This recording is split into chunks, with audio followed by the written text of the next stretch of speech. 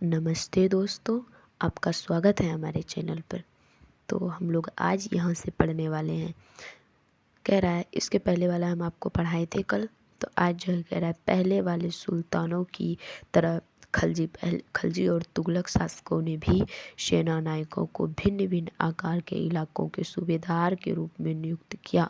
पहले वाले सुल्तानों की तरह पहले वाले सुल्तानों की तरह का मतलब क्या, जो इल्तुतमिश थे उसके तरह ही खलजी और तुगलक शासकों ने भी सेना नायकों को भिन्न भिन्न आकार के इलाकों के सूबेदार के रूप में नियुक्त किया, सूबेदार के रूप में बनाया। ये जो मतलब जो सूबेदार के रूप में बनाया, यानी कि सूबेदार नहीं है उसके बदले में, और ये इक्ता कहलाते थे। सूबेदार के रूप में नियुक्त किया, ये इक्ता कहलाते थे। इन्हें संभालने वाले अधिकारी इक्तेदार या मुक्ति कहे जाते थे। वो जो इलाका है वो इलाका इक्ता कहलाता था, मतलब वो क्षेत्र, और इसको जो संभालता था ना, वो संभालने वाले अधिकारी इक्तेदार या मुक्ति कहे जाते थे। मुक्ति का क्या फर्ज था? मुक्ति का फर्ज था सैनिक अभियानों का नेतृत्व करना।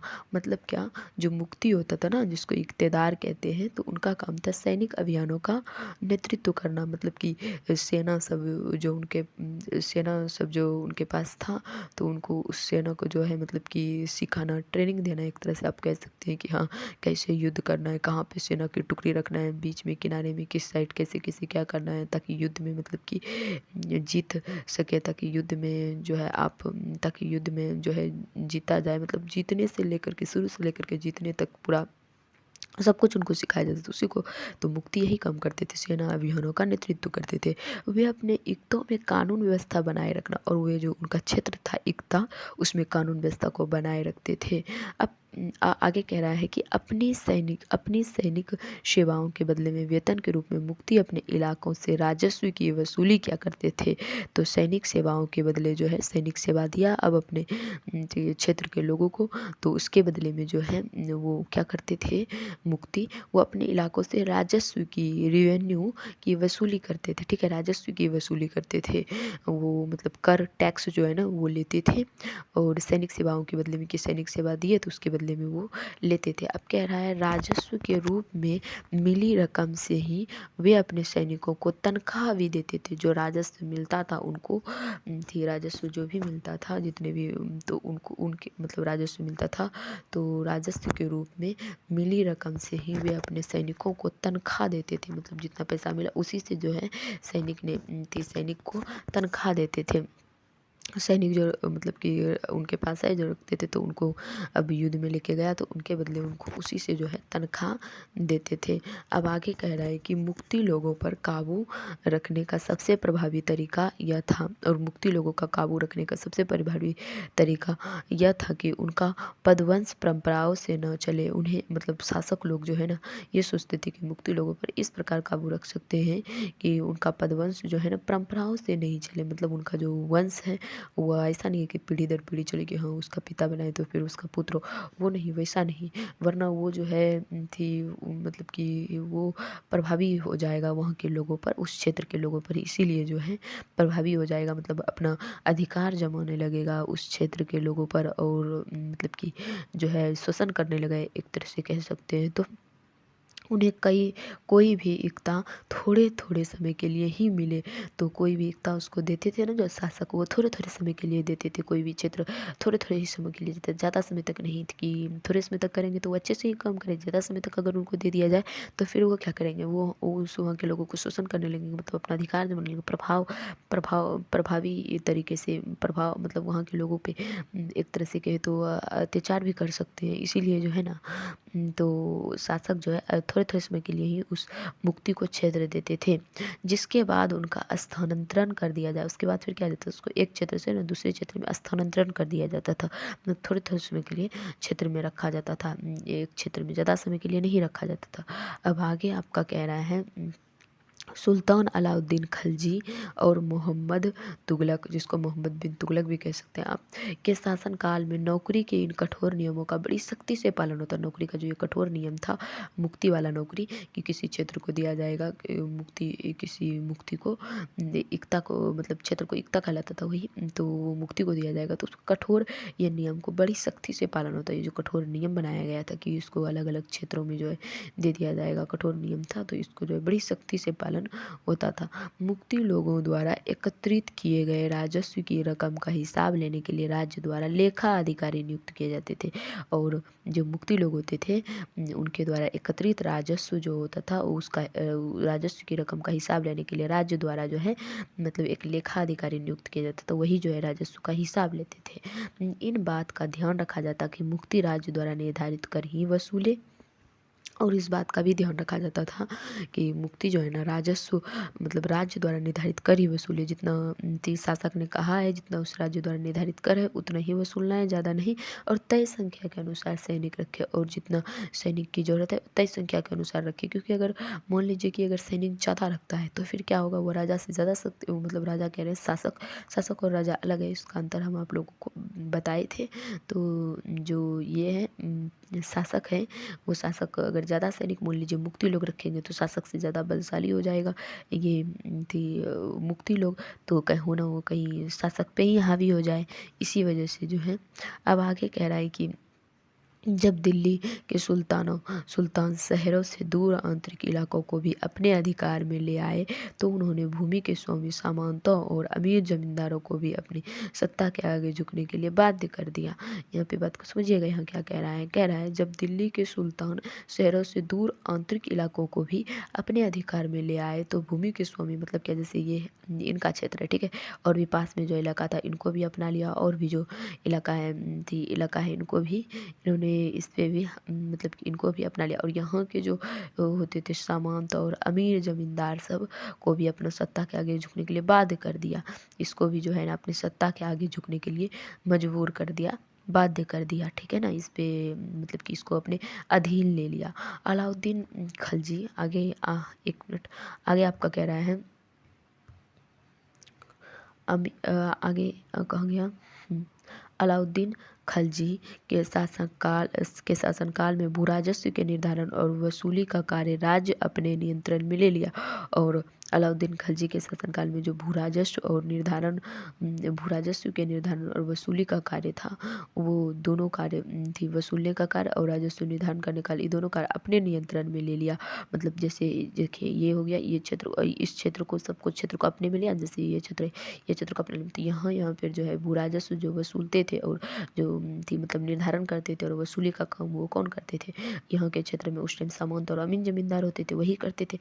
लेकिन जब इस पूरे इलाके को जब अपने अधीन ले लिया वहाँ इस जगह के यहाँ के शासक ने, मतलब कि अलाउद्दीन खिलजी ने, तब यहाँ पे भी जो है भू राजस्व का निर्धारण यही करने लगे शासक ही, और वसूली का काम भी राज्य अपने नियंत्रण में ही ले लिया।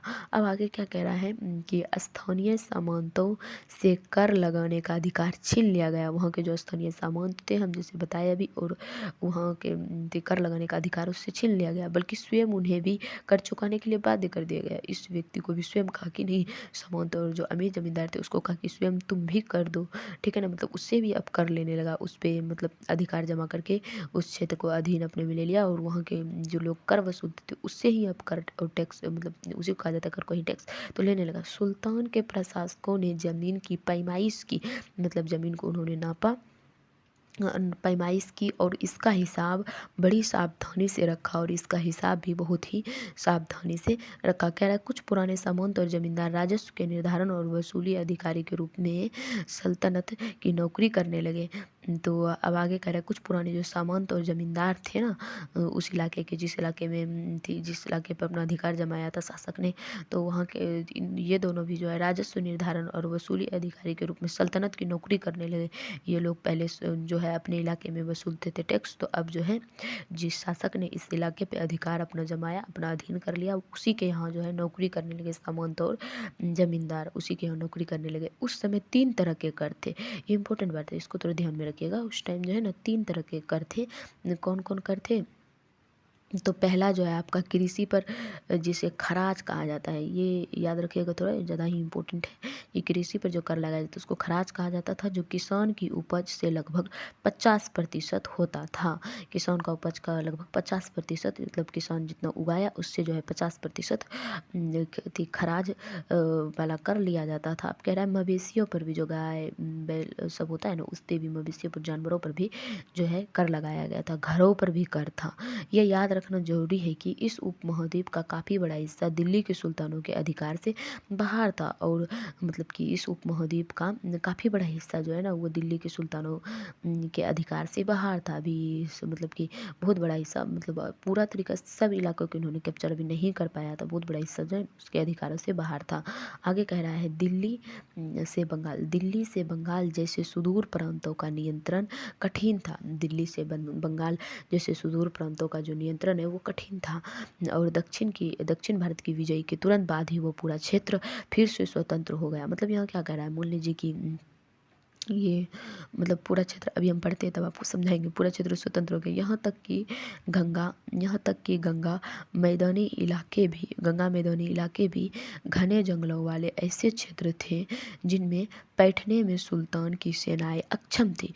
वो अक्षम थी मतलब सक्षम नहीं थी, ठीक है ना, सक्षम नहीं थी उनको, मतलब कि बैठने में, संभालने में उनको। अब कह रहा है कि स्थानीय सरदार इन क्षेत्रों को अपना शासन जमा लिया। स्थानीय सरदारों ने, यहाँ पे बात को समझिएगा क्या कह रहा है। इस लाइन को पढ़ने से पहले हम आपको उधर से बताते हैं यहाँ पे क्या क्या कह रहा था। तो यहाँ पे जो है आपका कह रहा था कि देखिए, मान लीजिए कि यहाँ पे कह रहा है जैसे कि ये पूरा एक बनाते हैं इलाका है। अब यहाँ पे जो है दिल्ली है, ये है आपका दिल्ली का शासक है। अब ये वाला एरिया है बंगाल पे अपना अधिकार जो है इन्होंने जमा तो लिया, ठीक है ना, लेकिन ज़्यादा में तक नहीं रह पाता था। वो फिर स्वतंत्र, यहाँ पे लिखा भी है, वो फिर स्वतंत्र हो जाता था, ठीक है ना। तो वो जो है स्वतंत्र हो जाते थे। फिर जो है वो क्या हो जाते थे, स्वतंत्र हो जाते थे। मतलब क्या, फिर ये दिल्ली अपना शासक जो है ये अपने क्षेत्र दिल्ली में जाएंगे, तो फिर यहाँ के जो लोग हैं, यहाँ के लोग स्वतंत्र हो जाते थे बंगाल के। उसी प्रकार यहाँ पे आगे भी आपका कह रहा था कि जैसे कि ये वाला इलाका है, इधर वाला इलाका है, ठीक है, ये इधर वाला इलाका है, दक्षिण भारत वाला इलाका है। दक्षिण भारत वाला जो इलाका है ये दक्षिण भारत वाला इलाका में भी अगर ये लोग अधिकार जमा लेते थे, तो फिर ये जब वहाँ शासक, दिल्ली के शासक जाते थे शासन करने के लिए अपने क्षेत्र दिल्ली में, तो यहाँ के जो लोग थे ये सब स्वतंत्र हो जाते थे। ये सब यहाँ के जो सामान जमींदार सब रहते थे, यहाँ के लोग सब स्वतंत्र हो जाते थे। यहाँ के लोग जो है ये सब स्वतंत्र हो जाते थे। और ये वाला जो इलाका है ये मध्य भारत, इस पे तो ये अधिकार नहीं जमा पाते थे पूरी तरीके से, क्योंकि जो है ये जंगली इलाका था। ये बीच वाला जो इलाका है ना, ये मध्य भारत, ये वाला जो इलाका है ये जंगली इलाका था, इसी वजह से। तो यही बस यहाँ आपको ध्यान में रखना है कि यहाँ पे वो अपना अधिकार जमा तो लिया, ठीक है, लेकिन फिर कुछ समय बाद ये स्वतंत्र हो जाते थे। ये सभी एरिया जो है ना अधिकार जमा करते थे, क्योंकि ये अपना शासन करने के लिए दिल्ली जाता था, तो सब पे ये अधिकार पूर्ण तरीके से नहीं बना पाता था। वही बात यहाँ लिखा था कि मैदानी इलाके भी घने जंगल, जो अभी हम बताए कि मैदानी इलाके में जो है घने जंगल वाले ऐसे क्षेत्र थे जिनमें बैठने में सुल्तान की सेनाएं अक्षम थी, पूरी तरह से सक्षम नहीं थी। अब कह रहा है कि स्थानीय सरदार इन क्षेत्रों में अपना शासन जमा लिया, तो फिर जो वहाँ के स्थानीय जो उस स्थान के थे स्थानीय सरदार, वो अपना शासन जमा लिया। अलाउद्दीन खलजी और मोहम्मद बिन तुगलक इन इलाकों पर जोर जबरदस्ती अपना अधिकार जमा तो लेते थे, पर वो अधिकार कुछ ही समय तक रह पाता था। जैसा कि हम बताएं, जोर जबरदस्ती अधिकार तो जमा लिया, लेकिन ज़्यादा समय तक नहीं टिक पाता था, कुछ ही समय तक रह पाता था। अब आगे कह रहा है सरदार उनकी किलेबंदी के बारे में कुछ दिया गया। अच्छा, ये जो बगल में था ना, ये कुछ टैक्स का बारे में दिया गया था, आप लोग पढ़ लीजिएगा, ठीक है। ये कुछ टैक्स के बारे में, अच्छा हम ही पढ़ देते हैं और ज़्यादा कुछ है नहीं। कह रहा है इस काल में खराज के अलावा कुछ अन्य कर भी था। आपने तो देखा कि खराज कृषि पर लगाने वाला कर था, इसके अलावा कुछ और भी थे। जैसे कह रहा है खून से, ये युद्ध में लूटे गए माल पर लगने वाला कर इस धन का 1/5 सुल्तान के एवं 4/5 सैनिकों को होता था। मतलब यहाँ पे क्या होता था ना कि युद्ध में जो लूटा गया माल होता था उस पर भी कर लगाया जाता था, और इस युद्ध में लूटे गए धन का 1/5 भाग जो है वो सुल्तान का होता था एवं 4/5 भाग यानी कि 5 हिस्सा में 1 भाग जो है वहाँ के सुल्तान का होगा और 5 हिस्सों में 4 भाग जो है सैनिकों को होता था, क्योंकि लूटते थे ये लोग थे ना, इसीलिए 4 भाग इनका होता था। अब कह रहा है एक ज़कात कर लगाया गया यहाँ पे। ज़कात कर के बारे में भी जो नहीं लेते, ज़कात कर कर यह एक धार्मिक कर था, मतलब धर्म पे भी कर लगता था, जो मुसलमानों की आय का 2.5% या 1/40 मतलब कि कह रहा है कि 1/40 भाग मतलब 40 भाग में से 1 भाग था, मतलब कि मुसलमानों को इतना कर देना पड़ता था। लोकप्रिय मतों के अनुसार इसका आरंभ पैगंबर के द्वारा किया गया था, और इसका आरंभ जो है ना पैगंबर के द्वारा किया गया था। इसे सभी मुसलमानों के लिए अनिवार्य कर दिया गया था कि सभी मुसलमानों को देना होगा, मतलब सब मुसलमानों के लिए अनिवार्य था। सल्तनत एवं मुगल काल में व्यापारियों से आयात निर्यात पर 2.5% का ज़कात वसूला जाता था। मतलब आयात में यदि कोई सामान आप बेच रहे हैं फिर ला रहे हैं किसी देश से, आयात मतलब क्या होता है, कोई सामान को आनना, ठीक है ना, दूसरे देश से अपने देश में आना। निर्यात मतलब क्या होता है, भेजना। आयात ऐसे करके आप याद रख सकते हैं कि आयात यानी कि उसे आना, कोई सामान दूसरे देश से अपने देश में आया, ठीक है, और भेजिएगा जब आप सामान को तो निर्यात कहा जाता है। अब एक कर है, ये जजिया कर के बारे में समझ लीजिए।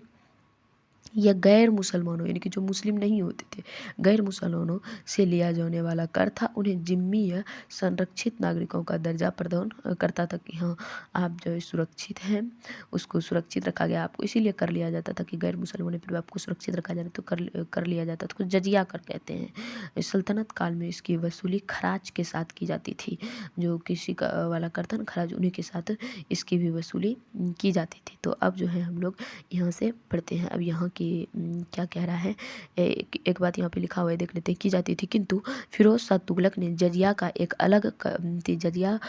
अलग कर के रूप में संग्रहित किया। लेकिन फिरोज शाह जो तुगलक थे उन्होंने क्या किया, जजिया को एक अलग कर के रूप में जो है संग्रहित किया। कह रहा है स्रोत U&A 1959 administrative system of Delhi sultan Kitab Mahal प्रकाशन इलाहाबाद, इनको ये प्रकाशित किया गया, दिया गया था। थोड़ा सा और कुछ जाने उसमें दिमाग लगाना है। अब कह रहा है कि सरदार और उनकी किलेबंदी के बारे में जानते हैं कि सरदार और उनका किलाबंदी कैसे होता। तो कह रहा है अफ्रीका देश मोरक्को से 14वीं सदी में भारत आए यात्री इब्न बतूता ने बतलाया है कि सरदार कभी कभी, तो सबसे पहले आप इस बात को अंडरलाइन कीजिए, ये इंपॉर्टेंट बात है। क्या अंडरलाइन करना है कि मोरक्को जो है ना, ये मोरक्को यात्री मोरक्को से, मतलब मोरक्को इब्न बतूता जो है ये मोरक्को के यात्री थे। मोरक्को के इब्न बतूता कहाँ के थे, मोरक्को के थे। ये बात आप इसको ज़रा सा खाली अंडरलाइन कर लीजिए। अब आगे कह रहा है चट्टानी ऊबड़ खाबड़ पहाड़ी इलाकों में किले बनाकर रहते थे। बतलाया है कि सरदार जो है ना कभी कभी क्या करते थे, चट्टानी जो ऊबड़ खाबड़ पहाड़ी इलाका होते थे वहाँ किले बना करके रहते थे। कभी कभी बांस के झुरमुटों में, कभी कभी बांस के जो झुरमुट होते थे उसमें भी रहते थे। भारत में बांस को पोला नहीं होता था, भारत में बांस जो है ना कोई छोटा मोटा मतलब पोला नहीं होता था, ये बहुत बड़ा होता था। इसके अलग अलग हिस्से आपस में इस तरह गूथे होते थे, इसके जो अलग अलग हिस्से हैं वो बहुत अच्छे से गूथे होते थे। इन पर आग का भी असर नहीं होता था। सोचिए कितना अच्छे से गूथे, आग का भी असर नहीं पड़ता था। ये कुल मिलाकर बहुत ही मजबूत होते थे और बहुत ज़्यादा मजबूत होते। सरदार इन जंगलों में रहते थे। इनके लिए किले की प्राचीर का काम देते थे, और ये किले का प्राचीर काम का देता था। इससे चारों बगल से मतलब घिरा हुआ था ना, तो किले का ही काम देता। इस दीवार की घेरे में उनके मवेशी फसल रहते थे, मवेशी और जो उनका जानवर सब वो फसल भी रहते थे। अंदर ही पानी भी उपलब्ध रहता था, और अंदर में पानी भी उपलब्ध रहता था, अर्थात वहाँ एकत्रित हुआ वर्षा का जल, मतलब जो वर्षा जो होती थी ना उसका जल एकत्रित हुआ। इसलिए उन्हें प्रबल बलशाली सेनाओं के बिना हराया नहीं जा सकता, इसीलिए उसको प्रबल बलशाली सेनाओं के बिना हरा नहीं सकती। ये सेनाएं जंगल में घुसकर खास तौर पर तैयार किए गए औजारों से बुतों को काट डालती थी। आखिर जो है मतलब कि ये सेनाएं जो है जंगल में घुसकर खास तौर से तैयार किया गया जो औजार होता तो उसी से बांस को काट डालती थी, और किसी से बांस को कटता नहीं था। बहुत ज़्यादा काफ़ी अच्छा था। तो सरदार की रक्षा व्यवस्था का वर्णन कीजिए, तो आप इस प्रकार कर सकते हैं कि मतलब कि कोई मतलब बड़ा सा जो है पोला नहीं था बांस का, वो बड़ा होता था और जो है काफ़ी ज़्यादा मजबूत होता था। ऐसे मतलब उसमें आग भी नहीं लगता था। ये सब जिक्र जो अभी ऊपर में दिया गया है इसको आप वर्णन कर सकते हैं। तो आज इतना ही रहने दीजिए। आगे हम जानेंगे चंगेज खान के नेतृत्व में मंगोलों ने, ये वाला टॉपिक को आगे हम पढ़ेंगे। तो ऐसे ही आसान तरीके से कॉन्सेप्ट के साथ पढ़ना चाहते हैं तो जल्दी से चैनल को सब्सक्राइब कीजिए ताकि आपको मेरा वीडियो ढूंढना ना पड़े।